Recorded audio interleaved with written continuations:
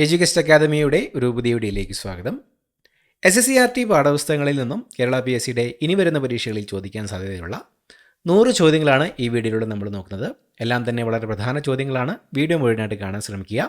അതോടൊപ്പം തന്നെ ഇതുപോലുള്ള വീഡിയോസ് നിങ്ങൾ ഇനിയും പ്രതീക്ഷിക്കുന്നുണ്ടെങ്കിൽ തീർച്ചയായും ലൈക്ക് ചെയ്യാനും മറക്കരുത്. അപ്പോൾ നമുക്ക് ചോദ്യങ്ങളിലേക്ക് കടക്കാം. ഫ്രഞ്ച് നിയന്ത്രണത്തിലുണ്ടായിരുന്ന ഇന്ത്യയിലെ പ്രധാന സ്ഥലങ്ങൾ ഏതൊക്കെയായിരുന്നു? പോണ്ടിച്ചേരി, കാരക്കൽ, മാഹി, യാനം, ചന്ദൻ നഗർ. പോണ്ടിച്ചേരി, കാരക്കൽ, മാഹി, യാനം, ചന്ദൻ നഗർ എന്നിവയാണ് ഫ്രഞ്ച് നിയന്ത്രണത്തിലുണ്ടായിരുന്ന ഇന്ത്യയിലെ പ്രധാന സ്ഥലങ്ങൾ. ബംഗാളിലെ നീലം കർഷകരുടെ കഷ്ടപ്പാടുകളെ ആസ്പദമാക്കി 1860 ദിനബന്ധു മിത്ര എഴുതിയ നാടകം Neel Darpan, the indigo mirror. Neel Darpan എന്ന നാടകമാണ് ബംഗാളിലെ നീലം കർഷകരുടെ കഷ്ടപ്പാടുകളെ ആസ്പദമാക്കി 1860 ദിനബന്ധു മിത്ര എഴുതിയ നാടകം. ശരീരത്തിന് ഉറപ്പും ആകൃതിയും നൽകുന്നത് അസ്ഥികൂട വ്യവസ്ഥ. അസ്ഥികൂട വ്യവസ്ഥയാണ് ശരീരത്തിന് ഉറപ്പും ആകൃതിയും നൽകുന്നത്. മാംസപേശികളിലൂടെ കടന്നുപോകാൻ കഴിയുകയും എല്ലുകളിലൂടെ കടന്നുപോകാൻ കഴിയാത്തതുമായ കിരണം എക്സ്റേ. എക്സ്റേ ആണ് മാംസപേശികളിലൂടെ കടന്നുപോകാൻ കഴിയുകയും എല്ലുകളിലൂടെ കടന്നുപോകാൻ കഴിയാത്തതുമായ കിരണം. ഇന്ത്യയിലെ ആദ്യത്തെ യൂറോപ്യൻ കോട്ടയായ മാനുവൽ കോട്ട സ്ഥിതി ചെയ്യുന്നത് എവിടെയാണ്? കൊച്ചി. കൊച്ചിയിലാണ് ഇന്ത്യയിലെ ആദ്യത്തെ യൂറോപ്യൻ കോട്ടയായ മാനുവൽ കോട്ട സ്ഥിതി ചെയ്യുന്നത്. ഇന്ത്യയിൽ ആദ്യമായി അച്ചടിച്ച പത്രമായ കൊൽക്കത്ത ജനറൽ അഡ്വർടൈസർ എന്നും അറിയപ്പെടുന്ന ബംഗാൾ ഗസറ്റ് 1780 ആരംഭിച്ച ഐറിഷ്കാരൻ ആരാണ്? James Augustus hiki. ഇന്ത്യയിൽ ആദ്യമായി അച്ചടിച്ച പത്രമായ കൊൽക്കത്ത ജനറൽ അഡ്വർടൈസർ എന്നും അറിയപ്പെടുന്ന ബംഗാൾ ഗസറ്റ് 1780 ആരംഭിച്ച ഐറിഷ്കാരനായ വ്യക്തിയാണ് James Augustus Hicky. Rajaram Mohan Roy ആരംഭിച്ച പത്രങ്ങൾ ഏതൊക്കെയാണ്? സമ്പദ് കൗമുദി, മിറാത്ത് ഉൽ അക്ബർ. പേർഷ്യൻ ഭാഷയിലുള്ള മിറാത്ത് ഉൽ അക്ബറും ബംഗാളി ഭാഷയിലുള്ള സമ്പദ് കൗമുദിയുമായിരുന്നു രാജാറാം മോഹൻ റോയ് ആരംഭിച്ച പത്രങ്ങൾ. സത്യശോധക് സമാജം സ്ഥാപിച്ചത് ആരായിരുന്നു? ജ്യോതിറാവു ഫുലെ. ജ്യോതിറാവു ഫുലെ ആയിരുന്നു സത്യശോധക് സമാജം സ്ഥാപിച്ചത്. സ്ത്രീകളുടെയും വിധവകളുടെയും വിദ്യാഭ്യാസത്തിനായി പണ്ഡിത രമാബായി ആരംഭിച്ച 2 പ്രധാന സ്ഥാപനങ്ങൾ ആര്യ മഹിളാ സമാജവും ശാരദാ സദനും. 1889 ആരംഭിച്ച ശാരദാ സദൻ, 1882 ആരംഭിച്ച ആര്യ മഹിളാ സമാജവും സ്ത്രീകളുടെയും വിധവകളുടെയും വിദ്യാഭ്യാസത്തിനായി പണ്ഡിത രമാബായി ആരംഭിച്ച 2 പ്രധാന സ്ഥാപനങ്ങളാണ്. സ്ത്രീകൾക്ക് തൊഴിൽ പരിശീലനം നൽകാൻ പണ്ഡിത രമാബായി ആരംഭിച്ച പദ്ധതി മുക്തി മിഷൻ. മുക്തി മിഷൻ ആയിരുന്നു സ്ത്രീകൾക്ക് തൊഴിൽ പരിശീലനം നൽകാൻ പണ്ഡിത രമാബായി ആരംഭിച്ച പദ്ധതി. രമാബായി ഇന്ത്യൻ നാഷണൽ കോൺഗ്രസിൻ്റെ ഏത് സമ്മേളനത്തിലാണ് പങ്കെടുത്തത്? 1889 ബോംബെ സമ്മേളനത്തിൽ. 1889 ഇന്ത്യൻ നാഷണൽ കോൺഗ്രസിൻ്റെ ബോംബെ സമ്മേളനത്തിലായിരുന്നു രമാബായി പങ്കെടുത്തത്. പ്രാർത്ഥനാ സമാജം സ്ഥാപിച്ചത് ആരാണ്? ആത്മാറാം പാണ്ഡുരംഗ്. ആത്മാറാം പാണ്ഡുരംഗാണ് പ്രാർത്ഥനാ സമാജം സ്ഥാപിച്ചത്. ആര്യസമാജം സ്ഥാപിച്ചത് ആരാണ്? സ്വാമി ദയാനന്ദ സരസ്വതി. സ്വാമി ദയാനന്ദ സരസ്വതിയാണ് ആര്യസമാജം സ്ഥാപിച്ചത്. ബ്രഹ്മസമാജം സ്ഥാപിച്ചത് ആരാണ്? രാജാറാം മോഹൻ റോയ്. രാജാറാം മോഹൻ റോയ് ആണ് ബ്രഹ്മസമാജം സ്ഥാപിച്ചത്. അലിഗഡ് പ്രസ്ഥാനം സ്ഥാപിച്ചത് ആരാണ്? സർ സയ്യദ് അഹമ്മദ് ഖാൻ. സർ സയ്യദ് അഹമ്മദ് ഖാനാണ് അലിഗഡ് പ്രസ്ഥാനം സ്ഥാപിച്ചത്. തിയോസഫിക്കൽ സൊസൈറ്റി സ്ഥാപിച്ചത് ആരാണ്? ഹെലേന പെട്രോവ്ന ബ്ലാവറ്റ്സ്കിയും ഹെൻറി സ്റ്റീൽ ഓൾക്കോട്ടും. Helena Petrovna Blavatsky, Henry Steel Olcott എന്നിവരാണ് തിയോസഫിക്കൽ സൊസൈറ്റി സ്ഥാപിച്ചത്. രാമകൃഷ്ണ മിഷൻ സ്ഥാപിച്ചത് ആരാണ്? സ്വാമി വിവേകാനന്ദൻ. സ്വാമി വിവേകാനന്ദനാണ് രാമകൃഷ്ണ മിഷൻ സ്ഥാപിച്ചത്. ഹിതകാരിണി സമാജം സ്ഥാപിച്ചത് ആരാണ്?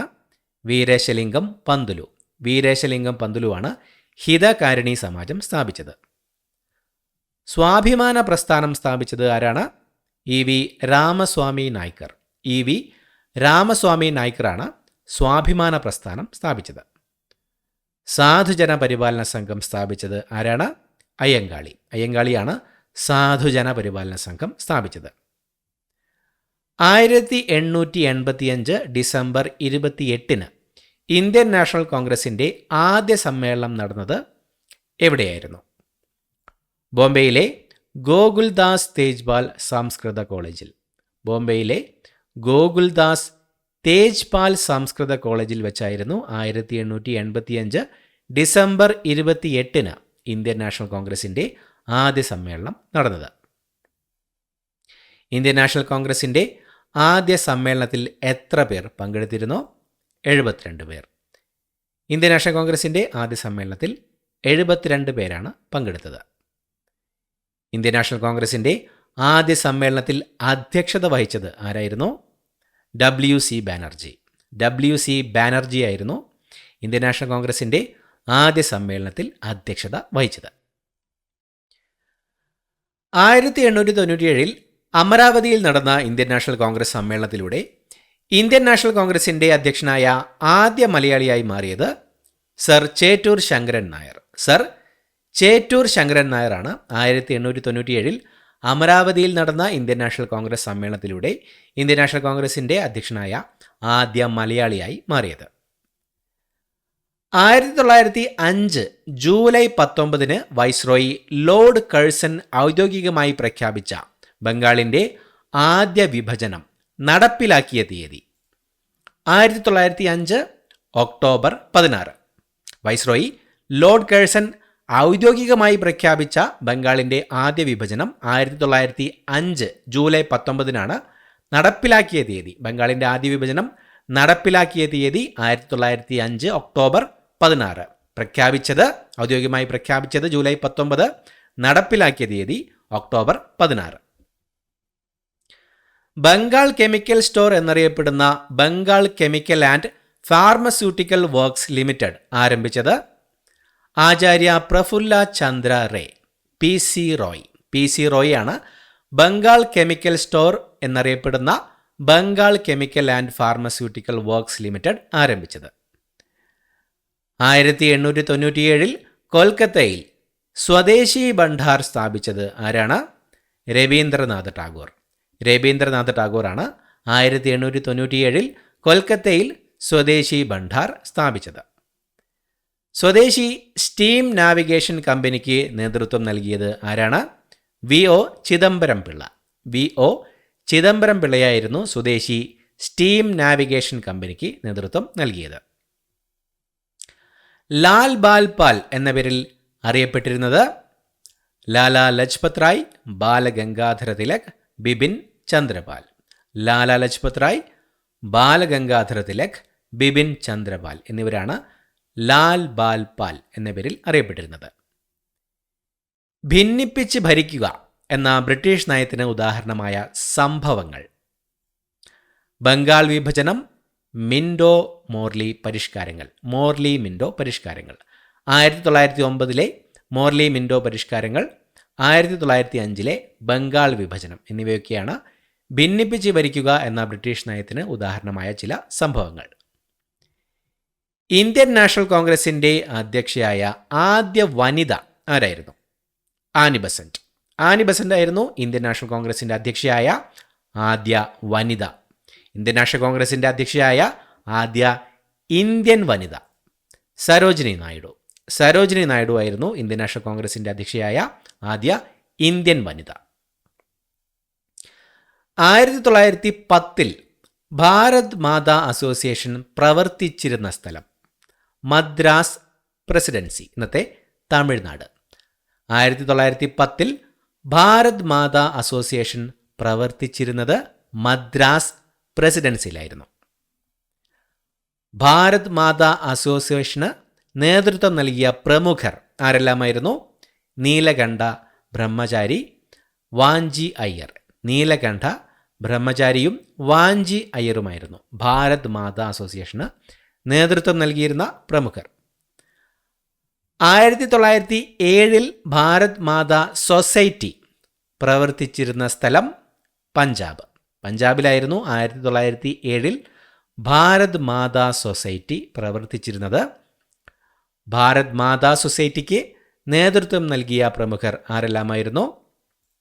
സർദാർ അജിത് സിംഗ്, സൂഫി അംബ പ്രസാദ്, കിഷൻ സിംഗ്. സർദാർ അജിത് സിംഗ്, സൂഫി അംബ പ്രസാദ്, കിഷൻ സിംഗ് എന്നിവരായിരുന്നു ഭാരത് മാതാ സൊസൈറ്റിക്ക് നേതൃത്വം നൽകിയിരുന്ന പ്രമുഖർ.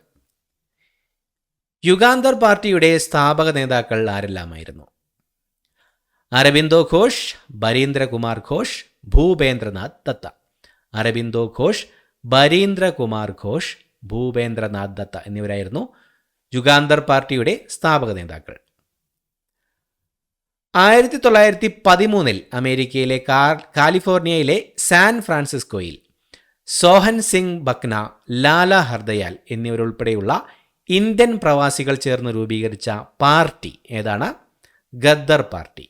1913 അമേരിക്കയിലെ കാലിഫോർണിയയിലെ സാൻ ഫ്രാൻസിസ്കോയിൽ സോഹൻ സിംഗ് ബക്ന, ലാല ഹർദയാൽ എന്നിവരുൾപ്പെടെയുള്ള ഇന്ത്യൻ പ്രവാസികൾ ചേർന്ന് രൂപീകരിച്ച പാർട്ടിയാണ് ഗദ്ദർ പാർട്ടി. നമുക്ക് ലഭിക്കുന്ന ഭക്ഷണ പദാർത്ഥങ്ങളിൽ അടങ്ങിയിരിക്കുന്ന പ്രധാന പോഷക പദാർത്ഥങ്ങൾ ഏതെല്ലാമാണ്? കാർബോഹൈഡ്രേറ്റുകൾ, പ്രോട്ടീനുകൾ, കൊഴുപ്പുകൾ, വിറ്റാമിനുകൾ, ധാതുക്കൾ. നമുക്ക് ലഭിക്കുന്ന ഭക്ഷണ പദാർത്ഥങ്ങളിൽ അടങ്ങിയിരിക്കുന്ന പ്രധാന പോഷക പദാർത്ഥങ്ങളാണ് കാർബോഹൈഡ്രേറ്റുകൾ, പ്രോട്ടീനുകൾ, കൊഴുപ്പുകൾ, വിറ്റാമിനുകൾ, ധാതുക്കൾ. കാർബോഹൈഡ്രേറ്റുകളുടെ പ്രധാന ധർമ്മം ശരീരത്തിന് ഊർജം നൽകുക. ശരീരത്തിന് ഊർജം നൽകുക എന്നതാണ് കാർബോഹൈഡ്രേറ്റുകളുടെ പ്രധാന ധർമ്മം. ദഹന സമയത്ത് ശരീരം മിക്ക കാർബോഹൈഡ്രേറ്റുകളെയും എന്തായിട്ടാണ് വിഘടിപ്പിക്കുന്നത്? ഗ്ലൂക്കോസ്. ദഹന സമയത്ത് ശരീരം മിക്ക കാർബോഹൈഡ്രേറ്റുകളെയും ഗ്ലൂക്കോസ് ആയിട്ടാണ് വിഘടിപ്പിക്കുന്നത്. തലച്ചോറിൻ്റെ പ്രാഥമിക ഇന്ധന സ്രോതസ്സ് ഗ്ലൂക്കോസ്. ഗ്ലൂക്കോസ് ആണ് തലച്ചോറിൻ്റെ പ്രാഥമിക ഇന്ധന സ്രോതസ്സ്. അധിക ഗ്ലൂക്കോസ് കരളിലും പേശികളിലും പിന്നീടുള്ള ഉപയോഗത്തിനായി എന്തായിട്ടാണ് സംഭരിക്കുന്നത്? ഗ്ലൈക്കോജൻ. അധികം വരുന്ന ഗ്ലൂക്കോസ് കരളിലും പേശികളിലും പിന്നീടുള്ള ഉപയോഗത്തിനായി ഗ്ലൈക്കോജനായിട്ടാണ് സംഭരിക്കുന്നത്. ഗ്ലൈക്കോജൻ സംഭരണികൾ നിറഞ്ഞു കഴിഞ്ഞാൽ അധിക ഗ്ലൂക്കോസ് ദീർഘകാല ഊർജ്ജ സംഭരണത്തിനായി എന്തായിട്ടാണ് പരിവർത്തനം ചെയ്യപ്പെടുന്നത്? കൊഴുപ്പ്. ഗ്ലൈക്കോജൻ സംഭരണികൾ നിറഞ്ഞു കഴിഞ്ഞാൽ അധികം വരുന്ന ഗ്ലൂക്കോസ് ദീർഘകാല ഊർജ്ജ സംഭരണത്തിനായി കൊഴുപ്പായിട്ടാണ് പരിവർത്തനം ചെയ്യപ്പെടുന്നത്. ശരീരകലകൾ നിർമ്മിക്കുന്നതിനും നന്നാക്കുന്നതിനും ആവശ്യമായ പ്രോട്ടീൻ നിർമ്മിച്ചിരിക്കുന്നത് എന്തുകൊണ്ടാണ്? അമിനോ ആസിഡുകൾ. ശരീരകലകൾ നിർമ്മിക്കുന്നതിനും നന്നാക്കുന്നതിനും ആവശ്യമായ പ്രോട്ടീൻ നിർമ്മിച്ചിരിക്കുന്നത് അമിനോ ആസിഡുകൾ കൊണ്ടാണ്. മനുഷ്യ ശരീരത്തിലെ പ്രോട്ടീൻ നിർമ്മിക്കാൻ ആവശ്യമായ അമിനോ ആസിഡുകളുടെ എണ്ണം എത്രയാണ്? 20. മനുഷ്യ ശരീരത്തിലെ പ്രോട്ടീൻ നിർമ്മിക്കാൻ ആവശ്യമായ അമിനോ ആസിഡുകൾ 20 എണ്ണമാണ്. 9 എസെൻഷ്യൽ അമിനോ ആസിഡുകളും 11 നോൺ എസെൻഷ്യൽ അമിനോ ആസിഡുകളും ചേർന്ന് 20 അമിനോ ആസിഡുകൾ. അവശ്യ അമിനോ ആസിഡുകൾ, എസെൻഷ്യൽ അമിനോ ആസിഡുകൾ ലഭിക്കുന്ന ഭക്ഷണ പദാർത്ഥങ്ങൾക്ക് ഉദാഹരണങ്ങൾ: മാംസം, മത്സ്യം, മുട്ട, പാലുൽപ്പന്നങ്ങൾ, പയറുവർഗ്ഗങ്ങൾ, നട്ട്സ്. മാംസം, മത്സ്യം, മുട്ട, പാലുൽപ്പന്നങ്ങൾ, പയറുവർഗ്ഗങ്ങൾ, നട്ട്സ് എന്നിവയൊക്കെയാണ് അവശ്യ അമിനോ ആസിഡുകൾ ലഭിക്കുന്ന ഭക്ഷണങ്ങൾക്ക് ഉദാഹരണങ്ങൾ. ശരീരത്തിന് ദഹിപ്പിക്കാൻ കഴിയാത്തതും ദഹനത്തിന് സഹായകരവുമായ ഒരുതരം സങ്കീർണ കാർബോഹൈഡ്രേറ്റ് ആണ് ഡയറ്ററി ഫൈബർ, നാരുകൾ. ഡയറ്ററി ഫൈബറുകളാണ് ശരീരത്തിന് ദഹിപ്പിക്കാൻ കഴിയാത്തതും ദഹനത്തിന് സഹായകരവുമായ ഒരുതരം സങ്കീർണ കാർബോഹൈഡ്രേറ്റ്. ദഹനനാളത്തിൽ ഒരു ജെൽ പോലുള്ള പദാർത്ഥമുണ്ടാക്കി കൊളസ്ട്രോൾ, രക്തത്തിലെ പഞ്ചസാര എന്നിവയുടെ അളവ് കുറയ്ക്കാൻ സഹായിക്കുന്ന നാരുകൾ. വാട്ടർ സോല്യുബിൾ ഫൈബർ, വെള്ളത്തിൽ ലയിക്കുന്ന നാരുകൾ. വാട്ടർ സോല്യുബിൾ ഫൈബറാണ് ധനനാളത്തിൽ ഒരു ജെൽ പോലുള്ള പദാർത്ഥമുണ്ടാക്കി കൊളസ്ട്രോൾ, രക്തത്തിലെ പഞ്ചസാര എന്നിവയുടെ അളവ് കുറയ്ക്കാൻ സഹായിക്കുന്ന നാരുകൾ.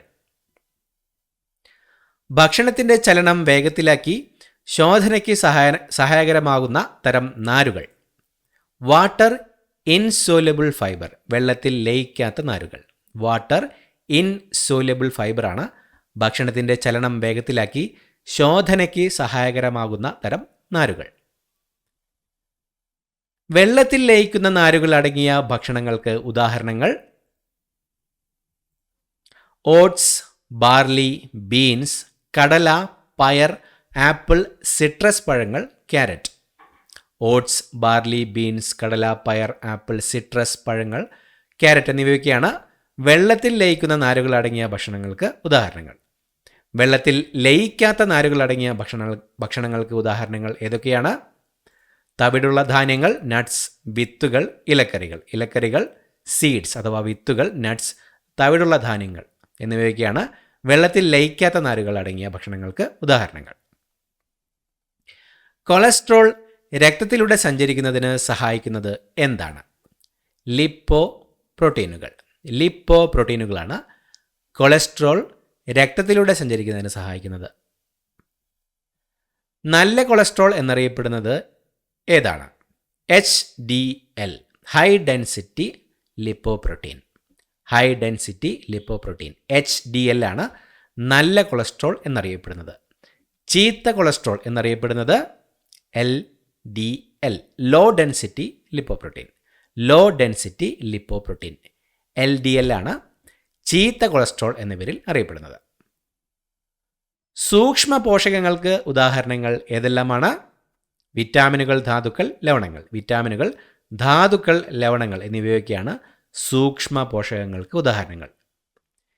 ശരീരത്തിന് കുറഞ്ഞ അളവിൽ ആവശ്യമായ പോഷകങ്ങൾ ഏതാണ്? സൂക്ഷ്മ പോഷകങ്ങൾ. സൂക്ഷ്മ പോഷകങ്ങളാണ് ശരീരത്തിന് കുറഞ്ഞ അളവിൽ ആവശ്യമായ പോഷകങ്ങൾ.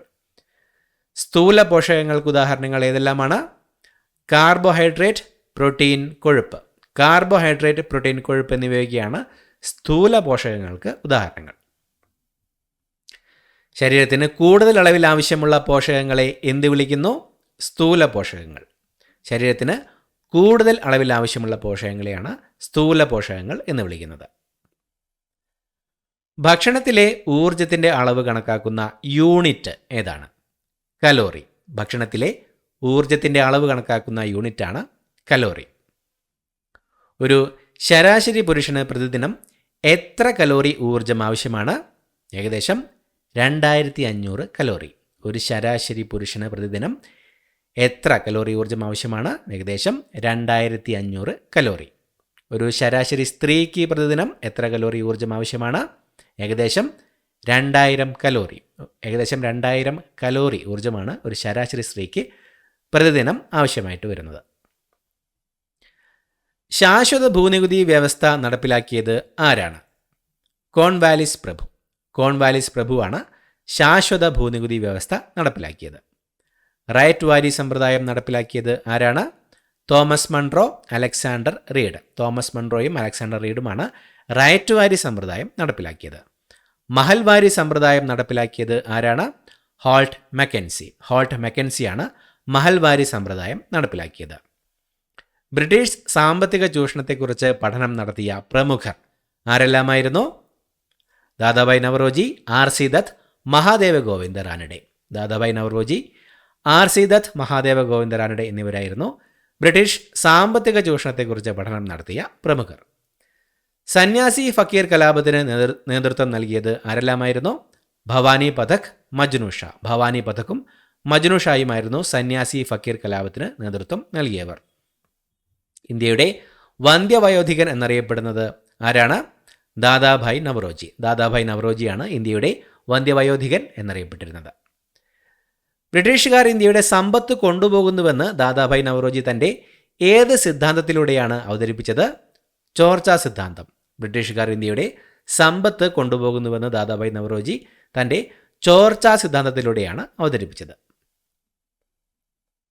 സൂര്യൻ കിഴക്ക് ഉദിക്കുകയും പടിഞ്ഞാറ് അസ്തമിക്കുകയും ചെയ്യുന്നതായി നമുക്ക് അനുഭവപ്പെടാൻ കാരണമാകുന്നത് ഭൂമിയുടെ ഭ്രമണദിശ പടിഞ്ഞാറ് നിന്ന് കിഴക്കോട്ടേക്ക് ആയതുകൊണ്ടാണ്. ഭൂമിയുടെ ഭ്രമണദിശ പടിഞ്ഞാറ് നിന്ന് കിഴക്കോട്ടായതുകൊണ്ടാണ് സൂര്യൻ കിഴക്കുദിക്കുകയും പടിഞ്ഞാറ് അസ്തമിക്കുകയും ചെയ്യുന്നതായി നമുക്ക് അനുഭവപ്പെടാൻ കാരണം. ഭൂമിയുടെ അച്ചുതണ്ടിൻ്റെ ചരിവ് എത്രയാണ്? 23.5 ഡിഗ്രി. 23.5 ഡിഗ്രിയാണ് ഭൂമിയുടെ അച്ചുതണ്ടിൻ്റെ ചരിവ്. ഒരു ഭ്രമണം പൂർത്തിയാക്കാൻ ഭൂമിയെടുക്കുന്ന സമയം 23 മണിക്കൂറും 56 മിനിറ്റും 4 സെക്കൻഡും. 23 മണിക്കൂർ 56 മിനിറ്റ് 4 സെക്കൻഡ് കൊണ്ടാണ് ഒരു ഭ്രമണം ഭൂമി പൂർത്തിയാക്കുന്നത്. ഭൂമിയിൽ രാത്രിയെയും പകലിനെയും വേർതിരിക്കുന്ന സാങ്കല്പിക രേഖ പ്രകാശവൃത്തമാണ് ഭൂമിയിൽ രാത്രിയെയും പകലിനെയും വേർതിരിക്കുന്ന സാങ്കല്പിക രേഖ, സർക്കിൾ ഓഫ് ഇല്ലുമിനേഷൻ. ഇരു അർദ്ധഗോളങ്ങളിലും സ്വതന്ത്രമായി ചലിക്കുന്ന വസ്തുക്കൾക്ക് ദിശാവ്യതിയാനം ഉണ്ടാകുന്നതിന് കാരണം കോറിയോലിസ് പ്രഭാവം, കോറിയോലിസ് എഫക്റ്റ്. ഇരു അർദ്ധഗോളങ്ങളിലും സ്വതന്ത്രമായി ചലിക്കുന്ന വസ്തുക്കൾക്ക് ദിശാവ്യതിയാനം ഉണ്ടാകുന്നതിന് കാരണമാകുന്നത് കോറിയോലിസ് പ്രഭാവമാണ്. കോറിയോലിസ് പ്രഭാവത്താൽ സമുദ്രജല പ്രവാഹങ്ങളും കാറ്റുകളും ഉത്തരാർദ്ധഗോളത്തിൽ ഏത് ദിശയിലേക്കാണ് സഞ്ചരിക്കുന്നത്? വലതുവശത്തേക്ക്. കോറിയോലിസ് പ്രഭാവത്താൽ സമുദ്രജല പ്രവാഹങ്ങളും കാറ്റുകളും ഉത്തരാർദ്ധഗോളത്തിൽ വലത് ദിശയിലേക്കാണ് സഞ്ചരിക്കുന്നത്. കോറിയോലിസ് പ്രഭാവത്താൽ സമുദ്രജല പ്രവാഹങ്ങളും കാറ്റുകളും ദക്ഷിണാർദ്ധഗോളത്തിൽ ഏത് ദിശയിലേക്കാണ് സഞ്ചരിക്കുന്നത്? ഇടതുവശത്തേക്ക്. കോറിയോലിസ് പ്രഭാവത്താൽ സമുദ്രജല പ്രവാഹങ്ങളും കാറ്റുകളും ദക്ഷിണാർദ്ധഗോളത്തിൽ ഇടത് ദിശയിലേക്കാണ് സഞ്ചരിക്കുന്നത്. കോറിയോലിസ് പ്രഭാവത്താൽ സമുദ്രജല പ്രവാഹങ്ങളും കാറ്റുകളും ഉത്തരാർദ്ധഗോളത്തിൽ വലതുവശത്തേക്കും ദക്ഷിണാർദ്ധഗോളത്തിൽ ഇടതുവശത്തേക്കും വ്യതിചലിക്കുന്നു എന്ന് കണ്ടെത്തിയ നിയമം ഏതാണ്? ഫെറൽ നിയമം, ഫെറൽസ് ലോ. ഫെറൽസ് നിയമമാണ് കോറിയോലിസ് പ്രഭാവത്താൽ സമുദ്രജല പ്രവാഹങ്ങളും കാറ്റുകളും ഉത്തരാർദ്ധഗോളത്തിൽ വലതുവശത്തേക്കും ദക്ഷിണാർദ്ധഗോളത്തിൽ ഇടതുവശത്തേക്കും വ്യതിചലിക്കുന്നു എന്ന് കണ്ടെത്തിയ നിയമം. ഭൂമി അതിൻ്റെ അച്ചുതണ്ടിൽ കറങ്ങുന്നതിനെ പറയുന്നത് ഭ്രമണം, റൊട്ടേഷൻ. ഭ്രമണം എന്നാണ് ഭൂമി അതിൻ്റെ അച്ചുതണ്ടിൽ കറങ്ങുന്നതിനെ പറയുന്നത്. ഭൂമി സൂര്യന് ചുറ്റും പ്രദക്ഷിണം ചെയ്യുന്നതിനെ പറയുന്നത് പരിക്രമണം, റെവല്യൂഷൻ. പരിക്രമണം എന്നാണ് ഭൂമി സൂര്യന് ചുറ്റും പ്രദക്ഷിണം ചെയ്യുന്നതിനെ പറയുന്നത്. ദിനരാത്രങ്ങൾക്ക് കാരണമാകുന്ന ഒരു ഭ്രമണം പൂർത്തിയാക്കാൻ ഭൂമിക്ക് ആവശ്യമായ ദിവസം 24 മണിക്കൂർ. 24 മണിക്കൂറാണ് ദിനരാത്രങ്ങൾക്ക് കാരണമാകുന്ന ഒരു ഭ്രമണം പൂർത്തിയാക്കാൻ ഭൂമിക്ക് വേണ്ടത്. ഋതുക്കൾ ഉണ്ടാകുന്നതിന് കാരണമാകുന്ന ഒരു പരിക്രമണം പൂർത്തിയാക്കാൻ ഭൂമിക്ക് ഏകദേശം ആവശ്യമായ ദിവസങ്ങൾ 365 ദിവസങ്ങൾ. ഒരു വർഷം 365 ഒരു വർഷമാണ് ഋതുക്കൾ ഉണ്ടാകുന്നതിന് കാരണമാകുന്ന ഒരു പരിക്രമണം പൂർത്തിയാക്കാൻ ഭൂമിക്ക് ഏകദേശം ആവശ്യമായ ദിവസങ്ങൾ. ഭൂമിയുടെ അച്ചുതണ്ട് ഒരു വൃത്തം പൂർത്തിയാക്കാൻ ഏകദേശം എത്ര വർഷം എടുക്കുന്നു? 26,000 വർഷം. ഭൂമിയുടെ അച്ചുതണ്ട് ഒരു വൃത്തം പൂർത്തിയാക്കാൻ ഏകദേശം 26,000 വർഷമാണ് എടുക്കുന്നത്. ഭൂമിയുടെ ഭ്രമണവും പരിക്രമണവും പോലെയുള്ള അച്ചുതണ്ടിൻ്റെ ഭ്രമണം അറിയപ്പെടുന്നത് അക്ഷീയ പുരസരണം, ആക്സിയൽ പ്രസഷൻ. അക്ഷീയ പുരസരണം എന്നാണ് ഭൂമിയുടെ ഭ്രമണവും പരിക്രമണവും പോലെയുള്ള അച്ചുതണ്ടിൻ്റെ ഭ്രമണം അറിയപ്പെടുന്നത്. എന്തുകൊണ്ടാണ് ഭൂമിയും സൂര്യനും തമ്മിലുള്ള ദൂരത്തിന് വ്യത്യാസം വരുന്നത്? ഭൂമിയുടെ സഞ്ചാരപഥം ദീർഘവൃത്താകൃതിയിൽ ആയതുകൊണ്ട്. ഭൂമിയുടെ സഞ്ചാരപഥം ദീർഘവൃത്താകൃതിയിൽ ആയതുകൊണ്ടാണ് ഭൂമിയും സൂര്യനും തമ്മിലുള്ള ദൂരത്തിന് വ്യത്യാസം വരുന്നത്. ഒരു പരിക്രമണ വേളയിൽ ഭൂമി സൂര്യനോട് ഏറ്റവും അടുത്ത് വരുന്നതിനെ എന്തു പറയുന്നു? സൗരസമീപകം, പെരിഹീലിയൻ. സൗരസമീപകം എന്നാണ് ഒരു പരിക്രമണ വേളയിൽ ഭൂമി സൂര്യനോട് ഏറ്റവും അടുത്ത് വരുന്നതിനെ പറയുന്നത്. ഭൂമിയും സൂര്യനും തമ്മിലുള്ള അകലം ഏറ്റവും കൂടുതലായിരിക്കുന്നതിനെ എന്തു പറയുന്നു? സൂര്യോച്ചം, അഫീലിയൻ. ഭൂമിയും സൂര്യനും തമ്മിലുള്ള അകലം ഏറ്റവും കൂടുതലായിരിക്കുന്നതിനെ പറയുന്നതാണ് സൂര്യോച്ചം. മാർച്ച് 21 ഏത് പേരിലാണ് അറിയപ്പെടുന്നത്? വസന്ത വിഷുവം, വേണൽ എക്വിനോക്സ്. വസന്ത വിഷുവം എന്നാണ് മാർച്ച് 21 അറിയപ്പെടുന്നത്. സെപ്റ്റംബർ 23 ഏത് പേരിലാണ് അറിയപ്പെടുന്നത്? ശരത് കാല വിഷുവം, ഓട്ടോമിനൽ എക്വിനോക്സ്. ശരത് കാല വിഷുവം എന്നാണ് സെപ്റ്റംബർ 23 അറിയപ്പെടുന്നത്. ജൂൺ 21 ഏത് പേരിലാണ് അറിയപ്പെടുന്നത്? ഗ്രീഷ്മ അയനാന്തം, സമ്മർ സോൾസ്റ്റിസ്. ഗ്രീഷ്മ അയനാന്തം എന്നാണ് ജൂൺ 21 അറിയപ്പെടുന്നത്. ഉത്തരാർദ്ധഗോളത്തിൽ മാർച്ച് 21 മുതൽ ജൂൺ 21 വരെയുള്ള കാലയളവിൽ സൂര്യൻ്റെ ആപേക്ഷിക സ്ഥാനമാറ്റം ഏത് ദിശയിലേക്കാണ്? വടക്ക് ഉത്തരായന രേഖ വരെ. ഉത്തരാർദ്ധഗോളത്തിൽ മാർച്ച് 21 മുതൽ ജൂൺ 21 വരെയുള്ള കാലയളവിൽ സൂര്യൻ്റെ ആപേക്ഷിക സ്ഥാനമാറ്റം വടക്ക് ഉത്തരായന രേഖ വരെയാണ്. മാർച്ച് മുതൽ സെപ്റ്റംബർ വരെയുള്ള 6 മാസക്കാലം ഉത്തരാർദ്ധഗോളത്തിൽ സൂര്യൻ്റെ ആപേക്ഷിക സ്ഥാനമായതുകൊണ്ട് ഈ കാലയളവിൽ ഉത്തരാർദ്ധ ധ്രുവപ്രദേശങ്ങളിൽ എന്ത് പ്രത്യേകതയാണ് ഉണ്ടാകുക? 6 മാസത്തോളം നീണ്ടു നിൽക്കുന്ന പകൽ. മാർച്ച് മുതൽ സെപ്റ്റംബർ വരെയുള്ള 6 മാസക്കാലം ഉത്തരാർദ്ധഗോളത്തിൽ സൂര്യൻ്റെ ആപേക്ഷിക സ്ഥാനമായതുകൊണ്ട് ഈ കാലയളവിൽ ഉത്തരാർദ്ധ ധ്രുവപ്രദേശങ്ങളിൽ 6 മാസത്തോളം നീണ്ട പകലാണ് ഉണ്ടായിരിക്കുക. സൂര്യൻ്റെ ആപേക്ഷിക സ്ഥാനം ഏത് രേഖ വരെയാണ് വടക്കോട്ട് നീങ്ങുന്നത്? ഉത്തരായന രേഖ വരെ. സൂര്യൻ്റെ ആപേക്ഷിക സ്ഥാനം ഏത് രേഖ വരെയാണ് വടക്കോട്ട് നീങ്ങുന്നത്? ഉത്തരായന രേഖ വരെ. സൂര്യൻ ഉൾപ്പെടുന്ന സൗരയൂഥം ക്ഷീരപഥത്തിൻ്റെ കേന്ദ്രത്തെ പരിക്രമണം ചെയ്യാൻ ഏകദേശം എത്ര വർഷങ്ങളാണ് എടുക്കുക? 230 ദശലക്ഷം വർഷങ്ങൾ, 23 കോടി വർഷങ്ങൾ. ഏകദേശം 230 ദശലക്ഷം വർഷങ്ങളാണ് സൂര്യൻ ഉൾപ്പെടുന്ന സൗരയൂഥം ക്ഷീരപഥത്തിൻ്റെ കേന്ദ്രത്തെ പരിക്രമണം ചെയ്യാൻ എടുക്കുന്നത്. സെപ്റ്റംബർ 23 മുതൽ ഡിസംബർ 22 വരെയുള്ള കാലയളവിൽ സൂര്യൻ്റെ ആപേക്ഷിക സ്ഥാനമാറ്റം ഏത് ദിശയിലേക്കാണ്?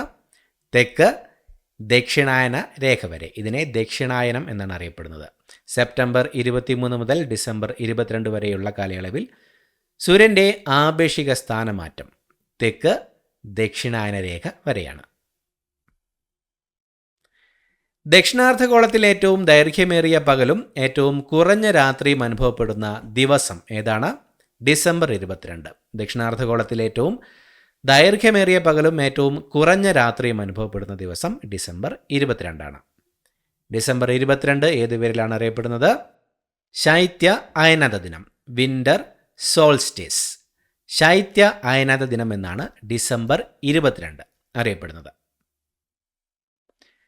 സെപ്റ്റംബർ മുതൽ മാർച്ച് വരെ നിലനിൽക്കുന്ന 6 മാസക്കാലം ഉത്തരാർദ്ധ ധ്രുവപ്രദേശങ്ങളിൽ എന്ത് പ്രത്യേകതയാണ് ഉണ്ടാക്കുക?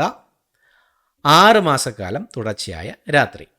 സെപ്റ്റംബർ മുതൽ മാർച്ച് വരെ നിലനിൽക്കുന്ന 6 മാസക്കാലം ഉത്തരാർദ്ധ ധ്രുവപ്രദേശങ്ങളിൽ 6 മാസക്കാലം തുടർച്ചയായ രാത്രിയാണ് ഉണ്ടാകുക. ശിലകൾ, ലോഹത്തകിടുകൾ, ഓലകൾ തുടങ്ങിയവയിലെ എഴുത്തുകളെക്കുറിച്ചുള്ള പഠനം അറിയപ്പെടുന്നത് എപ്പിഗ്രാഫി. എപ്പിഗ്രാഫി എന്നാണ് ശിലകൾ, ലോഹത്തകിടുകൾ, ഓലകൾ തുടങ്ങിയവയിലെ എഴുത്തുകളെക്കുറിച്ചുള്ള പഠനം അറിയപ്പെടുന്നത്. ഭിന്നശേഷിയുള്ള അത്ലറ്റുകൾ മത്സരിക്കുന്ന അന്താരാഷ്ട്ര കായിക മത്സരം ഏതാണ്? പാരാലിമ്പിക്സ്. പാരാലിമ്പിക്സ് ആണ് ഭിന്നശേഷിയുള്ള അത്ലറ്റുകൾ മത്സരിക്കുന്ന അന്താരാഷ്ട്ര കായിക മത്സരം. ആദ്യത്തെ ഔദ്യോഗിക പാരാലിമ്പിക്സ് ഗെയിംസ് ആരംഭിച്ചത് 1960 ഇറ്റലിയിലെ റോമിലാണ്. പാരാലിമ്പിക് ഗെയിംസിൻ്റെ മുൻഗാമിയായി കണക്കാക്കപ്പെടുന്ന ആദ്യത്തെ Stoke Mandeville Games doctor Ludwig Guttmann ലണ്ടനിൽ സംഘടിപ്പിച്ച വർഷം 1948. ആദ്യത്തെ ഔദ്യോഗിക പാരാലിമ്പിക് ഗെയിംസ് ആരംഭിച്ചത് 1960 ഇറ്റലിയിലെ റോമിലായിരുന്നു.